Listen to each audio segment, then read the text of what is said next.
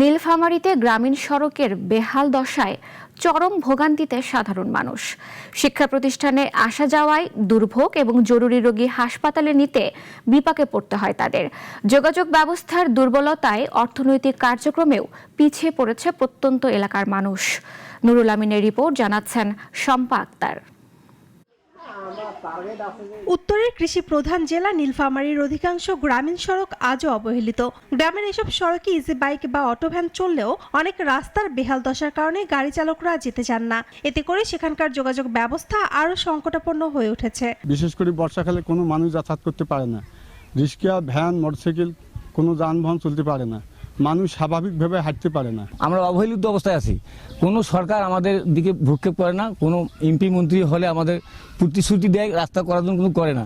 সদরের কচুকাটা ইউনিয়নের ঘাটের পাড় এলাকা দিয়ে কিশোরগঞ্জ সড়কের সাথে যুক্ত হয়েছে প্রায় 5 কিলোমিটার দীর্ঘ একটি সড়ক, কিন্তু সেখানকার রাস্তার অবস্থাও বেহাল। বর্ষা এলেই এই রাস্তা পরিণত হয় কাদা আর খানাখন্দে ভরা জলাবদ্ধ পথে। এমন অবস্থায় এই অঞ্চলের মানুষের জন্য শহরে যাতায়াত হয়ে উঠেছে দুঃসহ। জরুরি মুহূর্তে রোগীদের হাসপাতালে নিতে গিয়েও পড়তে হয় চরম ভোগান্তিতে। এই রাস্তায় যদি কেউ একটা ভ্যানও নিয়ে যায়, ভ্যানটা উল্টে যাওয়ার মতো হয়। আর রাস্তা যদি ভালো না করে, সরকার লেখাপড়া করতে পারছে না, স্কুল যাইতে পারছে না, এমন ভাঙ্গা রাস্তা।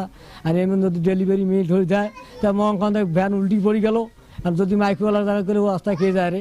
কাঁচা রাস্তাতে যাতায়াত হয়, কিন্তু আমার এই রাস্তায় কিন্তু যাতায়াতের খুবই সমস্যা, ভাঙাচুরা। অটো রিক্সাও চলে না, গাড়ির ঘোড়া তো দূরের কথা। স্থানীয় সরকার প্রকৌশল অধিদপ্তর বলছে, জেলার অসংখ্য সড়ক সংস্কারের চাহিদাপত্র পাঠানো হয়েছে। কিছু আইডি ছাড়াও রাস্তা আছে যেগুলো আইডিভুক্তকরণ জন্য প্রক্রিয়াধীন আছে।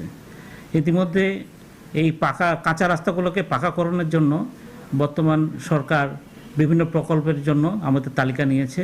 আশা করি অতি শীঘ্রই এই প্রকল্পগুলো শুরু হবে এবং কাজগুলো বাস্তবায়ন হবে। যাতায়াত সুবিধা নিশ্চিতে দ্রুত এসব সড়ক সংস্কারের দাবি প্রত্যন্ত এলাকার মানুষের। শম্পা আক্তার, নাগরিক।